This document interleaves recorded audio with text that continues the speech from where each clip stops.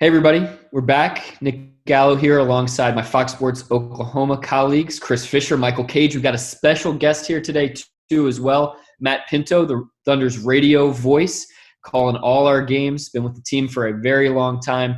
And today, guys, we're looking back at some of the best games of the Thunder season. Fox Sports Oklahoma has been replaying these games. And the one that we're going to focus on today is the Thunder at the Raptors. This was late December. An incredible 98-97 defensive slugfest victory for the Thunder. I'm going to kick it to you first, Matt. What do you remember about this game?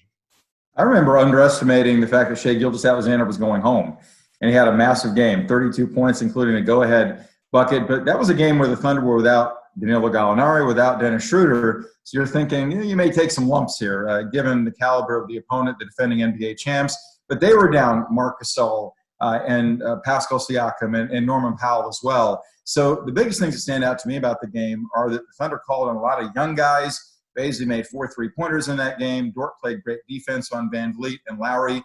And somehow this team dug down and found a way to dig out a 1-point win on the road. To me, guys, this is the point in the season that I began believing the identity of this team was real. To be able to win on the road in this fashion in Toronto against the defending champs, undermanned as they were, I thought was a major statement.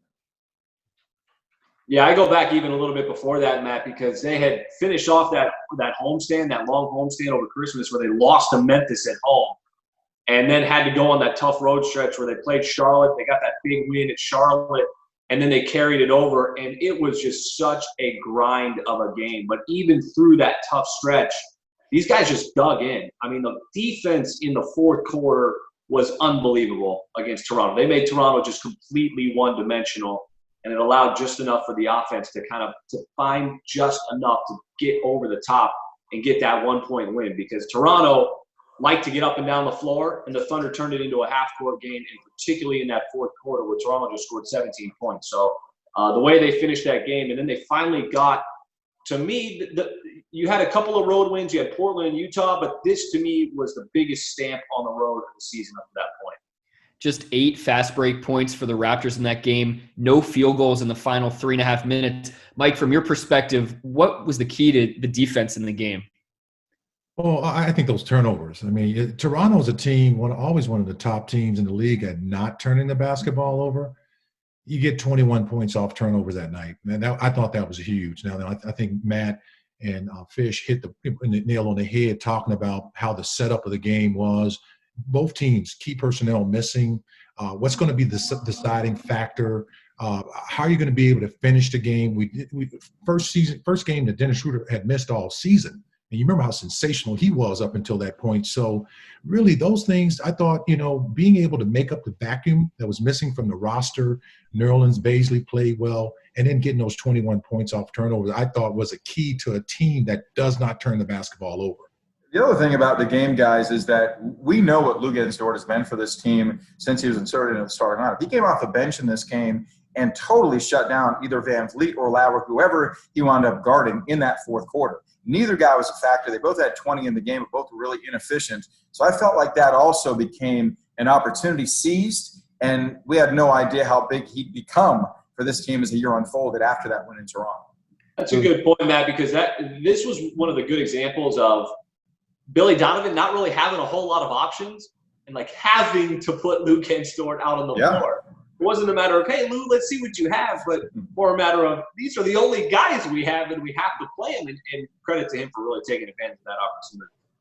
That was the first pro game that Lou's parents had seen him play. So really special homecoming for him and SGA, who finished off this game with an incredible banked runner.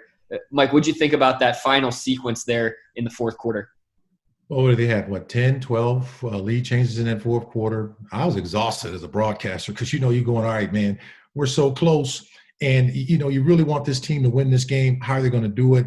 What was it, 20, I believe, lead changes for the entire game. The game was tied 8 to maybe 9 times, just in the fourth quarter alone as well.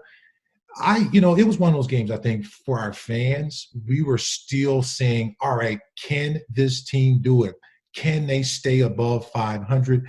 You get guys step up. And then we didn't know how good SGA would be up beyond this game, but he showed that he could put a team on his back and carry them, not just CP3, not just missing Schroeder that night. I thought his buckets down the stretch. And remember, he got a key steal also to seal that victory. Let's not forget also Chris Paul in that game, because the team went down, I want to say, around 8 points in the second quarter, and you could feel it slipping away because the bench had a different identity without Schroeder in that game. You're in a hostile environment, really good crowd in Toronto always. They're loud, they're boisterous, they get behind their team. Paul then decided, you know what, I'm asserting my will right now. He did stabilize things in the second quarter, and because the club was right there within striking distance at the end of 2 and the end of 3, they could batten it down and do what they did in the fourth quarter. But Chris Paul's contribution in that pocket of the second quarter was mammoth in that game. He followed it up with 9 points in the fourth quarter and, really did a nice job complimenting SGA in the game with that backcourt.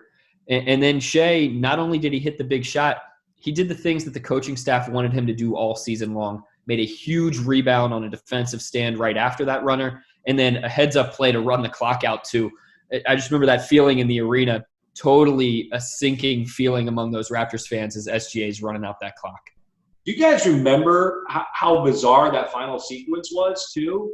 And the Thunder got the stop and then the rebound with 15 seconds left, and they ran 12 seconds off the clock before Toronto fouled. And I just remember being like, what is Toronto doing not fouling? And it obviously worked to the Thunder's advantage, and the Thunder weren't yet in the bonus, but just an incredibly heady play there toward the end to kind of run out the clock, and it was over. But I just remember thinking, what in the world is Toronto doing not fouling?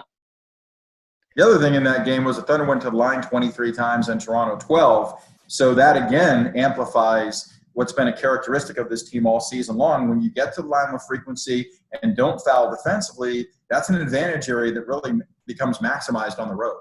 That becomes a problem also, Matt, last couple of seasons for the Thunder getting to the free throw line with consistency.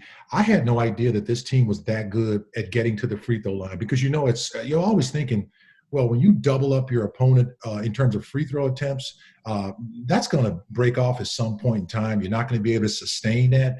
I thought that it been really a staple for the Thunder all season long, that they could get to that free throw line when their offense slowed down. And this particular game was like a line of games that created that kind of a stat line. I thought really was a big part, and it was underrated all season for the Thunder, their consistency and how good they were at getting to that charity stripe. This win kind of helped punctuate a great month of December for OKC and carried some momentum into what was an incredible January as well. Guys, thanks for breaking this one down with me. Miss you guys a lot. Enjoy talking hoops with you. We'll talk to you guys again soon.